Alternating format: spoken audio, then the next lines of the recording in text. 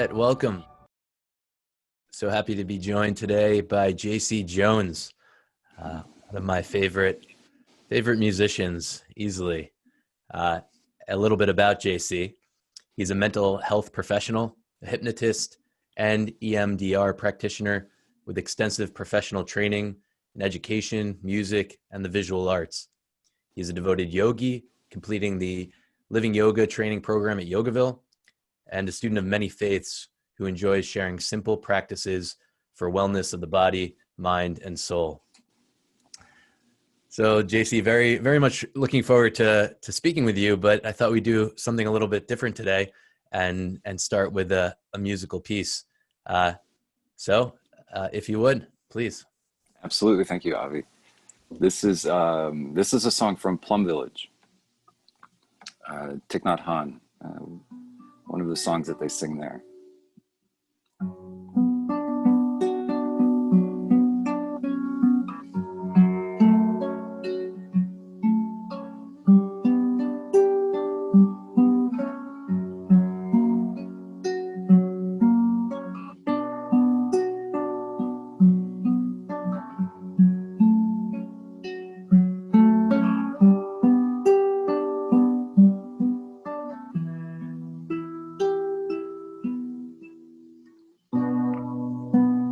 Take your time.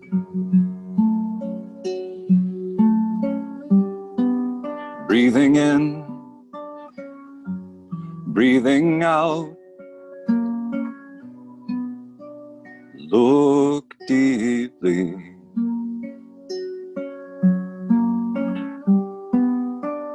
As you say, this is me, you and your breath.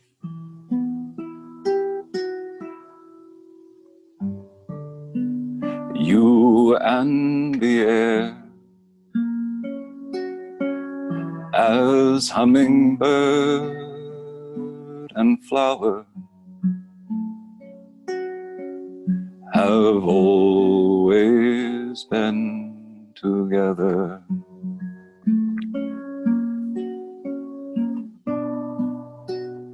Take gentle steps.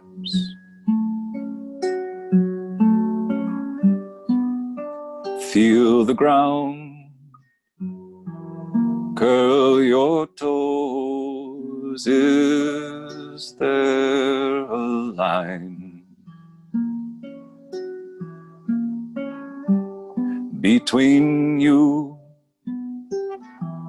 and your path, you and your steps?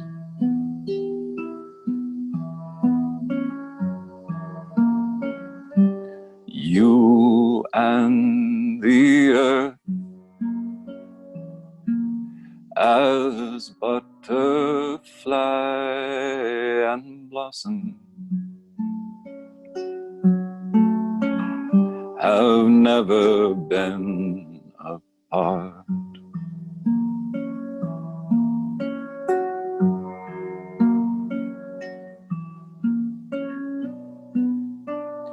Take your time.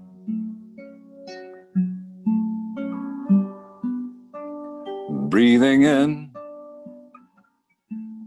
breathing out. Look deeply.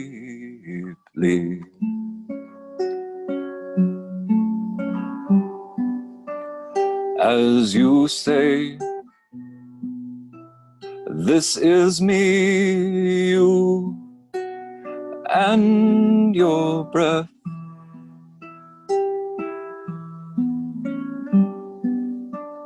You and the air, as hummingbird and blossom have never been apart.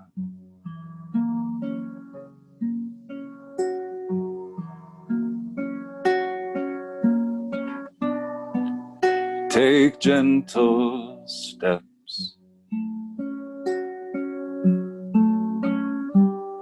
Feel the ground,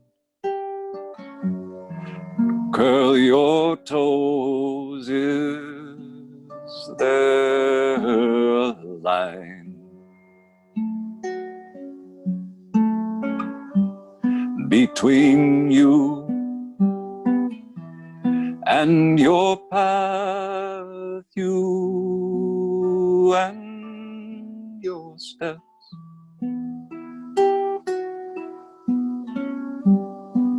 You and the earth as butterfly and blossom have never been apart.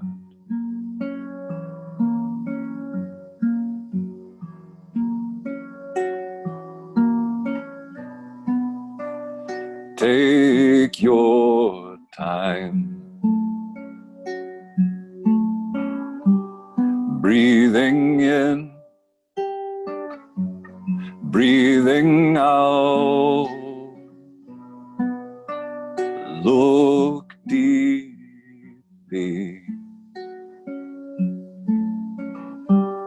as you say, this is me, you and your breath.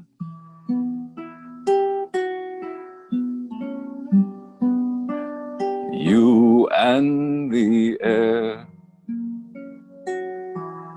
as hummingbird and flower have always been together.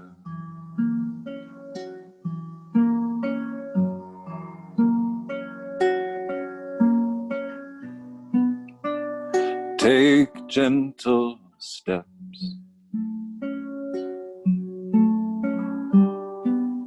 feel the ground, curl your toes. Where is the line between you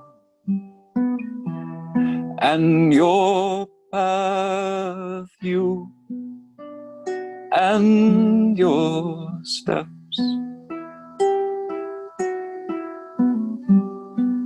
You and the earth as butterfly and blossom have never been apart.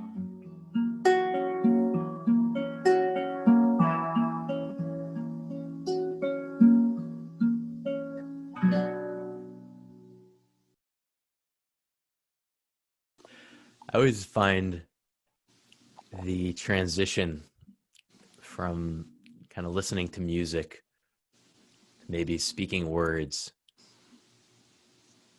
to be, I don't know, interesting in some way. Like I want to like hold on to like the music, like just having regular conversation after, you know, kind of a more powerful bhakti experience. Yeah. Do you ever feel like notice that transition and notice like a desire to like hold on to just the music? It's a totally different part of the brain. It's like a totally different kind of awareness too, different kind of listening, different kind of expression.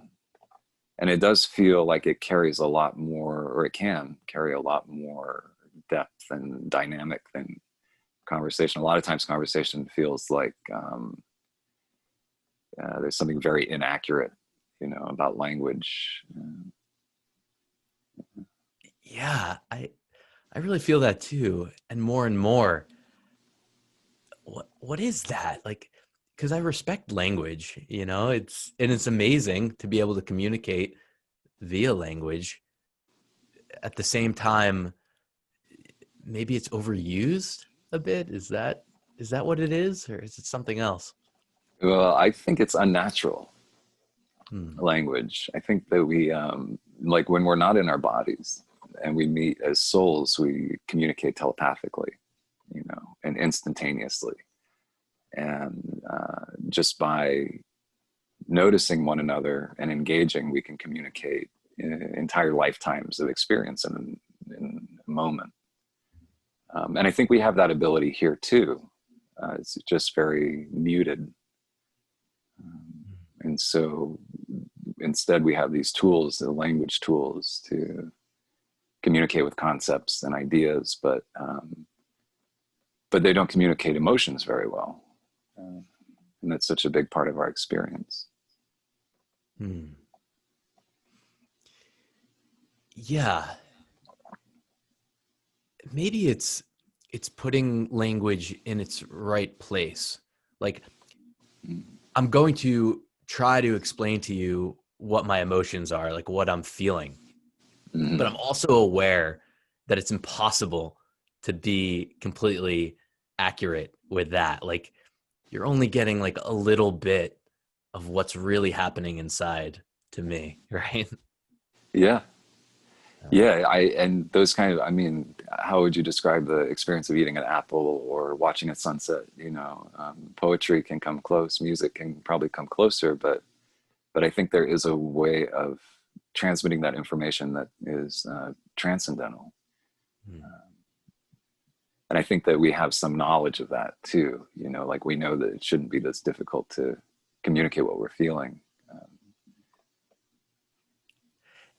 And is there also is there a loneliness aspect of life that's just kind of how it is?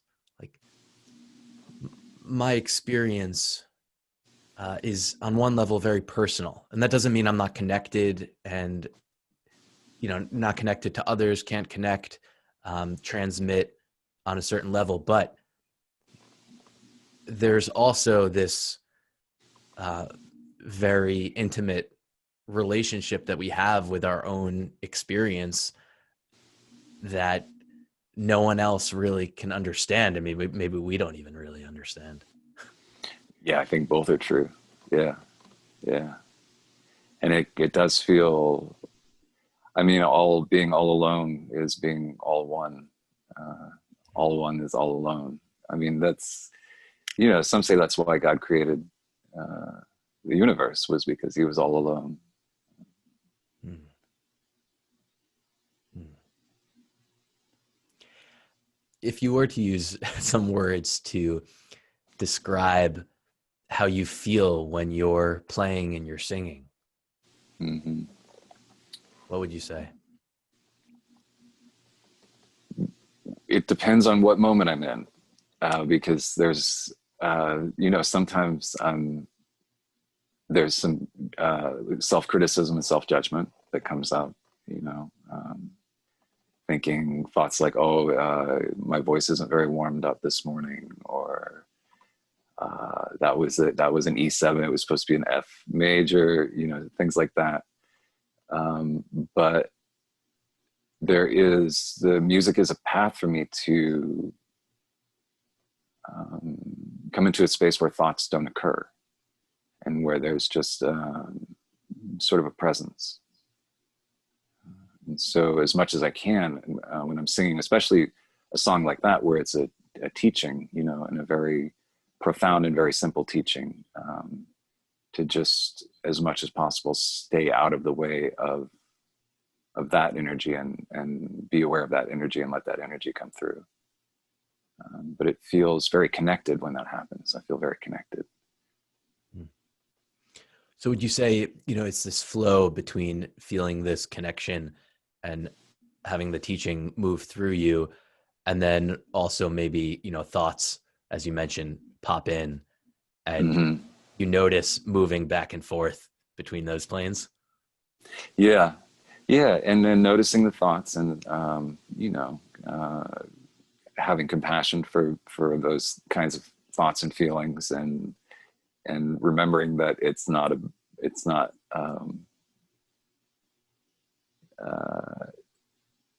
there's something that I'm working towards, but it's not going to be perfect. It's never going to be perfect. And so just allowing whatever is going to happen, and being available for that. Because a lot of time that kind of contraction, it interrupts the process. It's very similar to a meditative process.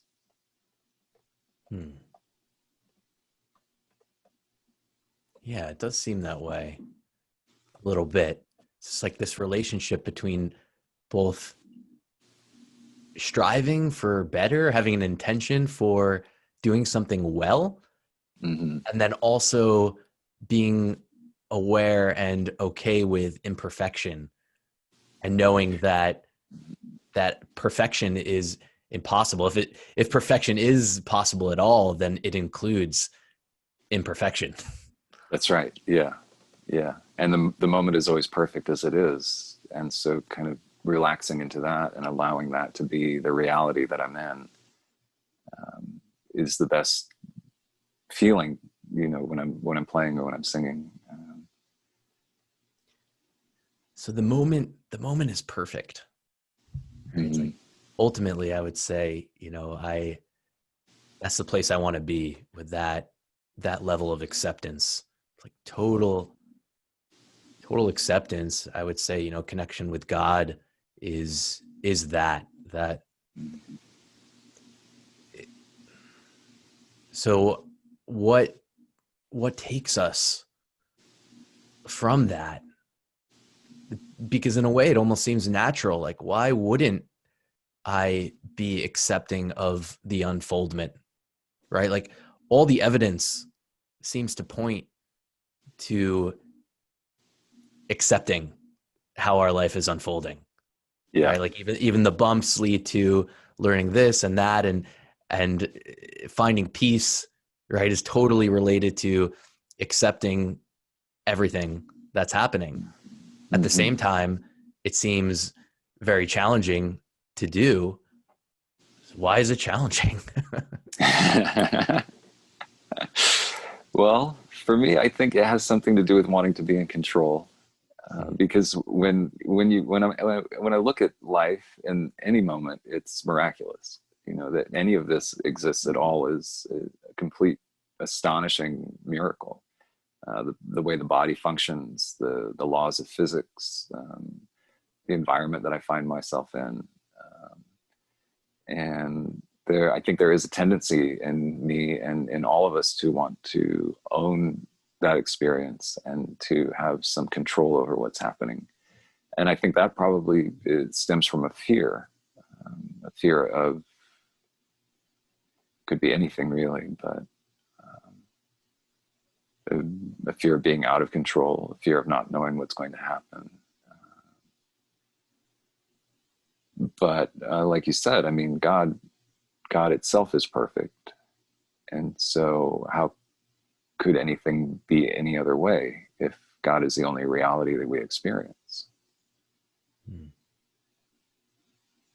How do you define God? What God is?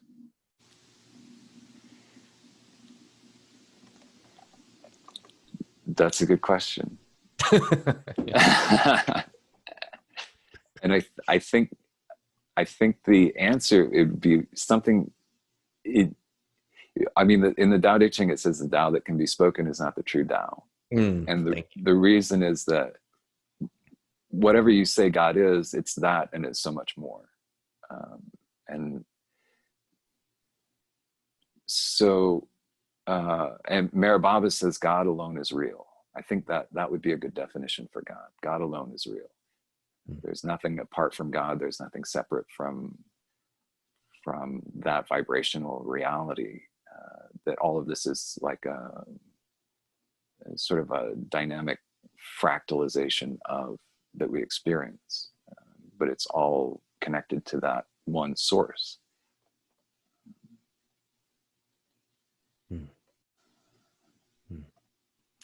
Seems that God, the word God, is perhaps a very good example of words in general in our relationship to words.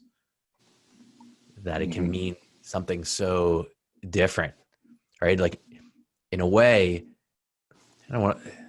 it's not appropriate to say to take back the word, but I asked the question to open up what that means, right? I think because I could say for myself, like having a relationship or awareness even of, I don't know, it's for me, I'd say it's connected with humility, that I have a limitation of knowing. So like when I connect with God, it's just like Avi takes a step back and doesn't try to control or figure things out, right? So that's very Yeah. important.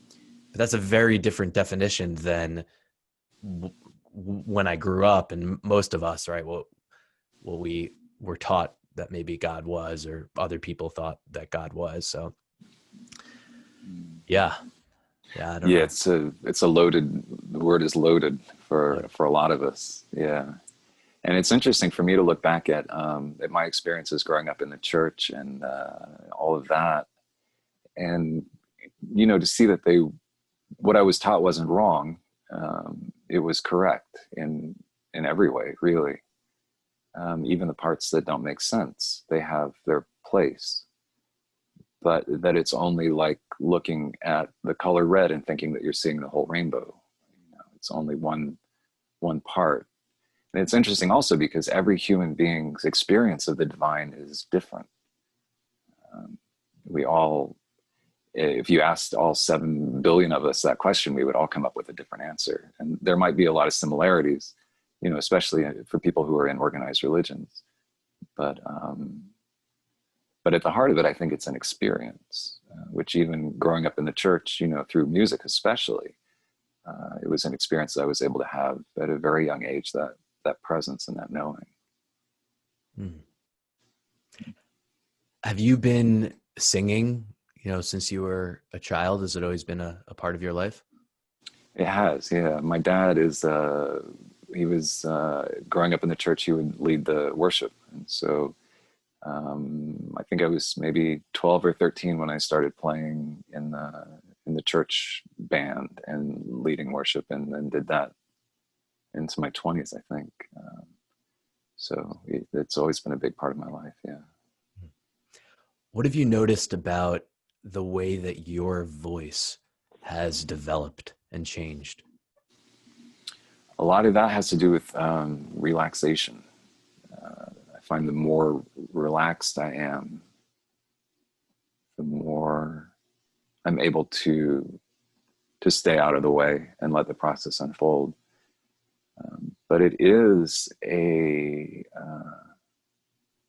there's a craft to it. And it's sort of like, I don't know, like maybe gymnastics or something, there are different kinds of tricks and things.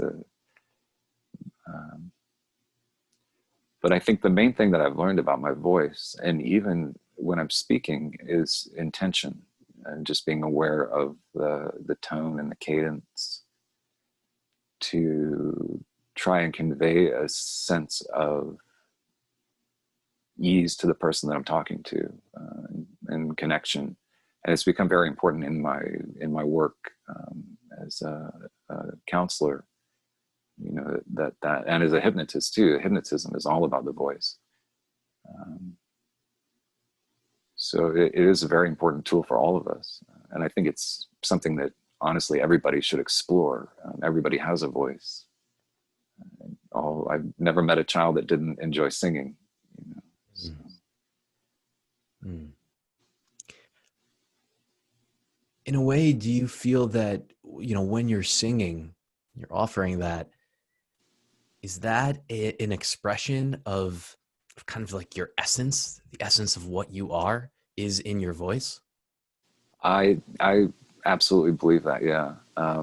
You can hear a lot in a person's voice. I mean, you can hear their soul when they sing, and you can hear their mind too. You can hear if they're anxious, if they're lacking confidence, if they're preoccupied, they're not really with the voice, they're not with the song. There's so much information in the voice.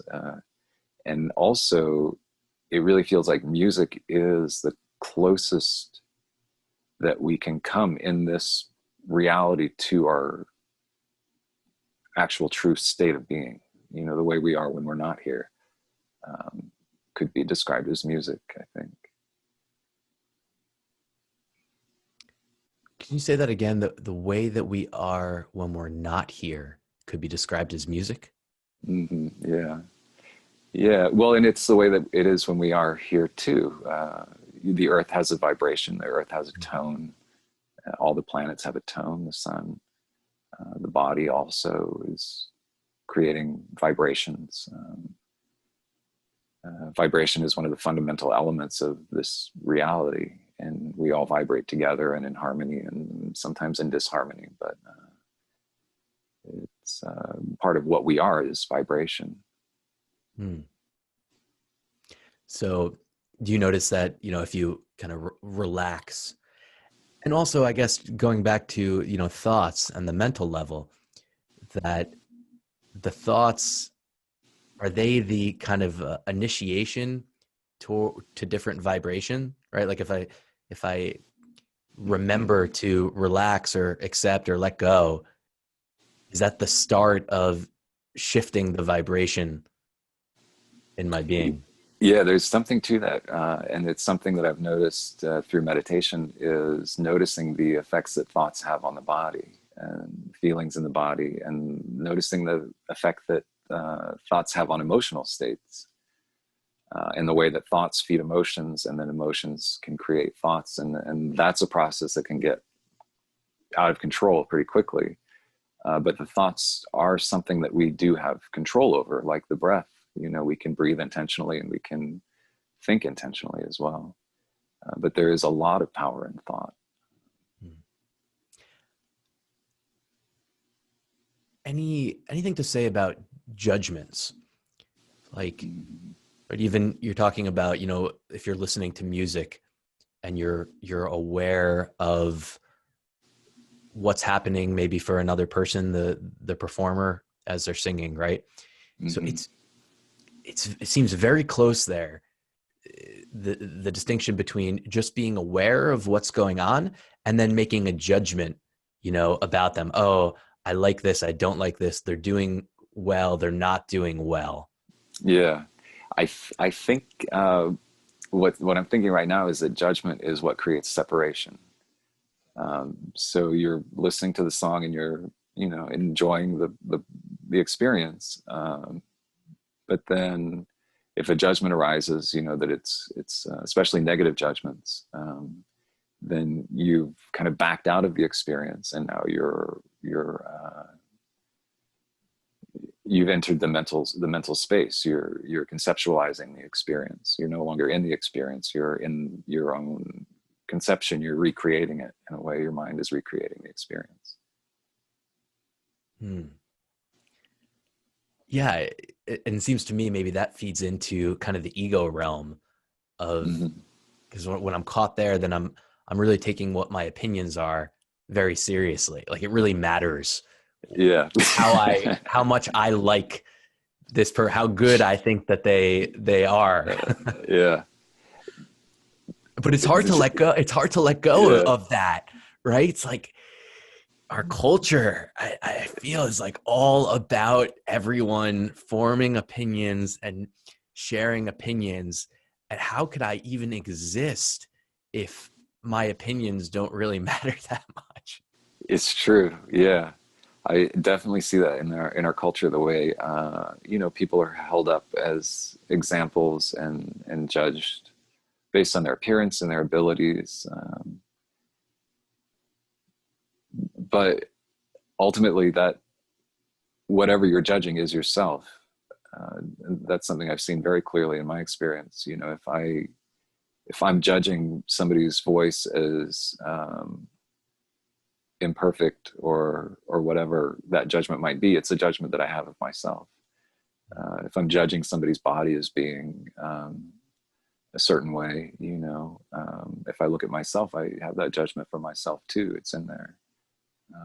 Or like if any judgment, it became very clear to me because I worked through and I'm still working through those judgments. But you know, like judging someone to not be spiritual enough, you know, It's like, well, if I look at myself, I have that same judgment here too. I'm just projecting it onto the external reality, which in reality is not an external reality, because there's nothing that's separate from any of us. It's all connected. But I think it's, you know, I think it's like a tree growing against the force of gravity. It's something that's present in our development to help us to get to the places that we want to go. Because really, I think judgment is a doorway into seeing others as yourself, you know, to seeing the external as the internal, and to dissolving that barrier. When that barrier begins to dissolve a little bit, does that lead to more interest in investigating the internal?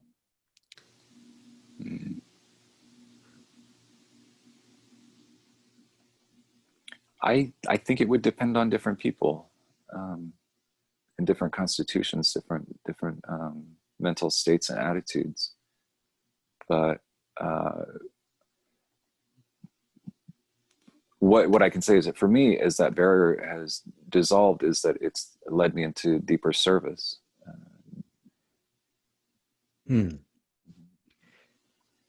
Yeah. Anything to share about service and maybe the motivation that you have to serve?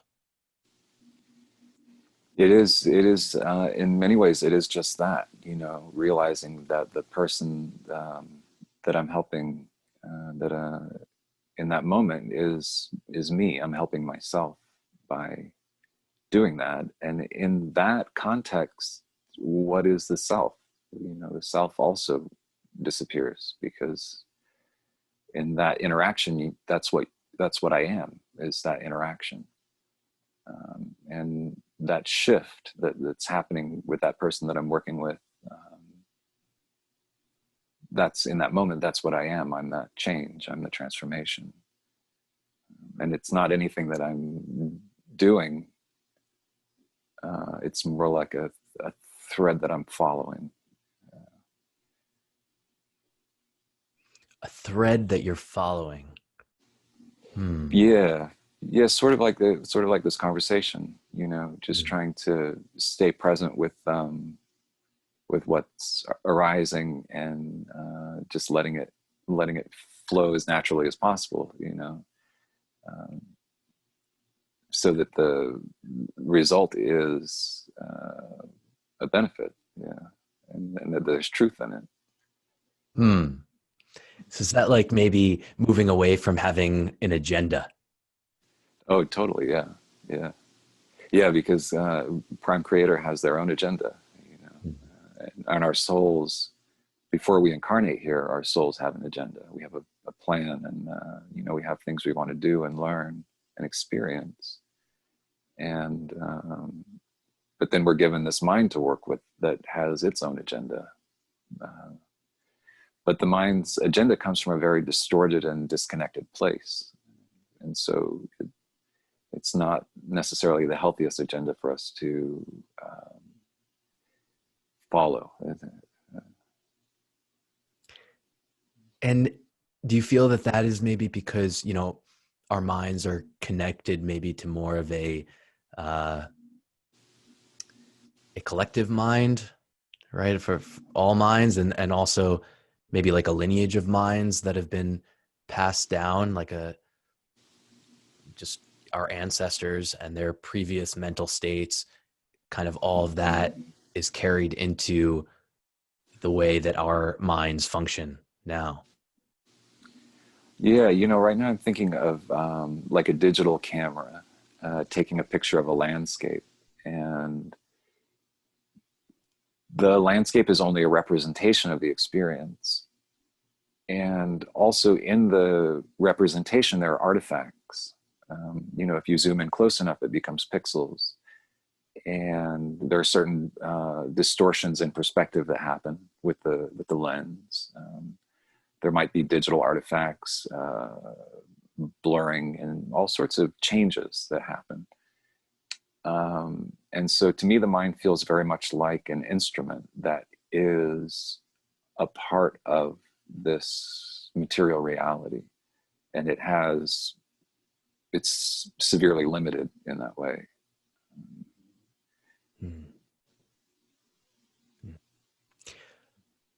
So going back to the work that you do and the service that you do, crisis assessment, right? That's how I saw it labeled, part of your social work service. Yeah. So what is that like crisis assessment, and how is the spiritual practices that you have, or, like you said, following the thread of what's happening, how does that unfold when you find yourself in these different situations? That's a good question, and it's a very interesting experience. And there's a lot to say about it.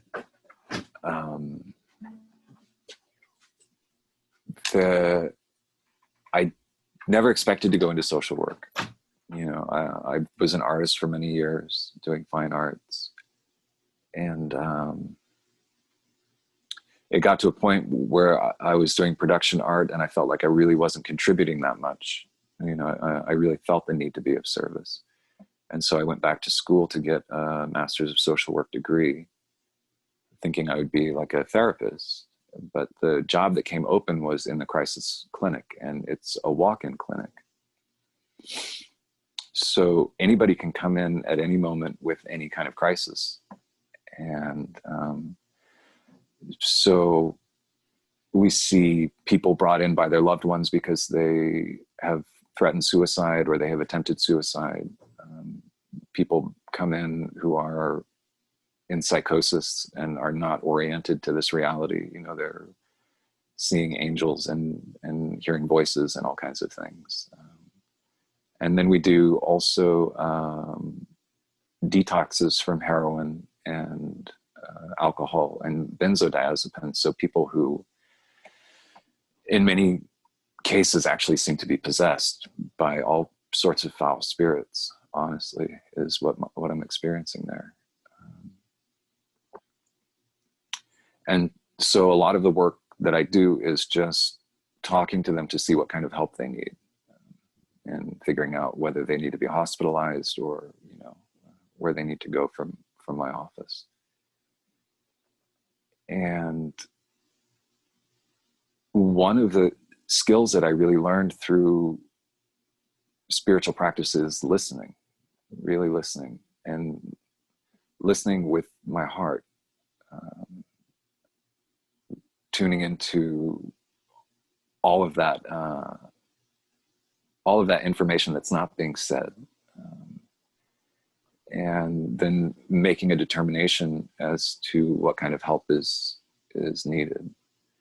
There's also a lot of what I see is people who are just spiritually disconnected, who for whatever reason have separated themselves from their souls to the point where they are they're suffering tremendously because of it.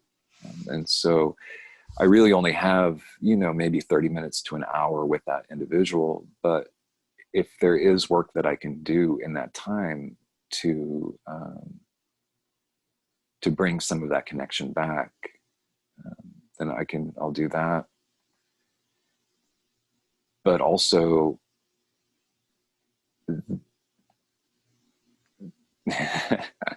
there are other realms to work in that experience as well. There's other information available to me through different channels. I don't know how much more I can say about that, but it does feel like more of a position of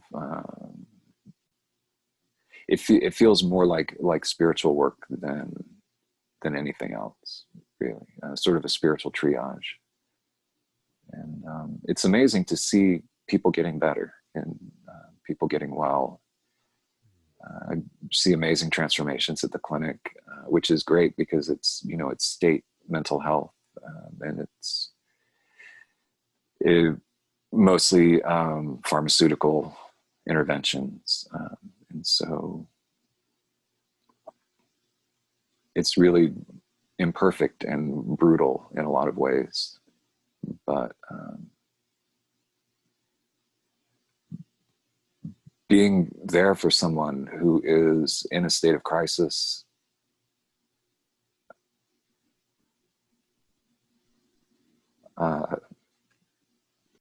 I can't imagine a better way to be of service for myself.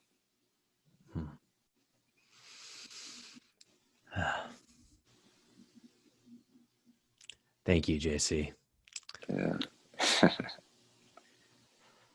Will you offer us maybe one more musical piece before we end? Yeah, absolutely. Thank you. I'm going to have a little buzz. Let's see if I can fix that buzz.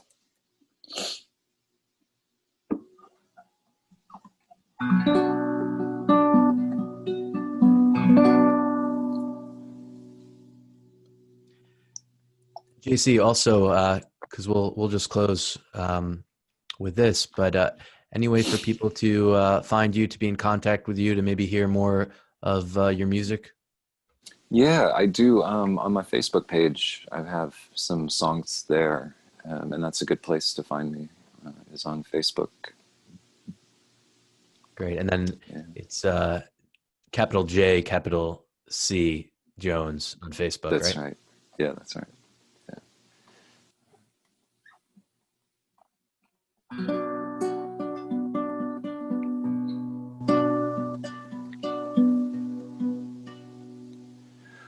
I am a bird. I am the blue sky. This little bird spreading out his wings. I am a flower. I am the sunshine. I am the earth receiving a seed. I am a cloud. I am the blue sky. I am a bird spreading out her wings. I am a flower. I am the sunshine. I am the earth receiving a seed.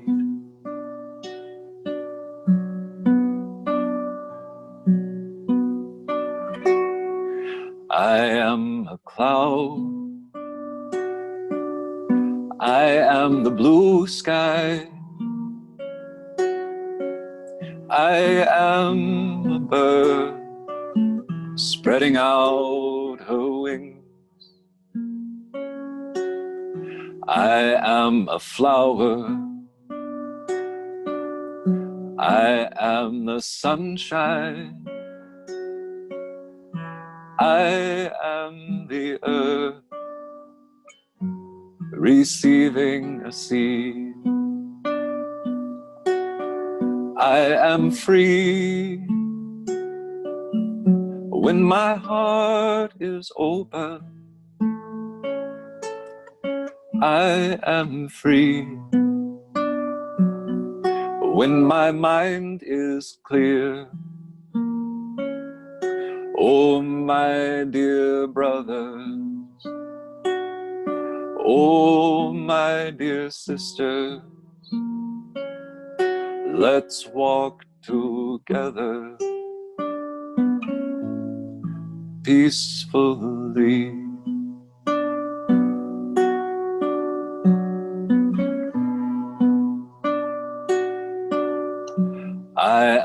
a cloud.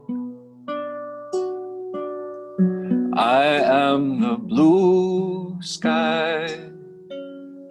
I am a bird spreading out her wings. I am a flower. I am the sunshine.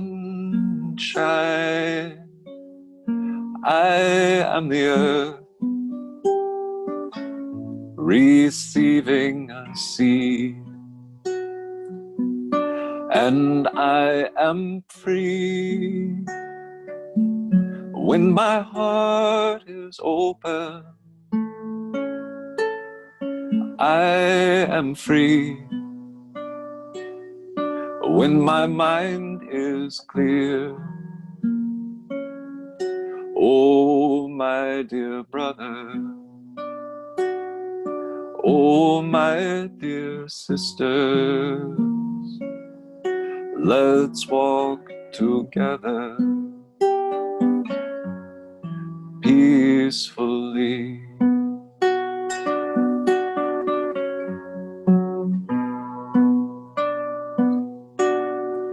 I am a cloud. I am the blue sky. I am a bird spreading out his wings. I am a flower. I am the sunshine. I am the earth receiving a seed. I am free when my heart is open. I am free when my mind is clear. Oh, my dear brothers, oh, my dear sisters, let's walk together peacefully. And I am free when my heart is open. I am free when my mind is clear. Oh, my dear brothers, oh, my dear sisters, let's walk together peacefully.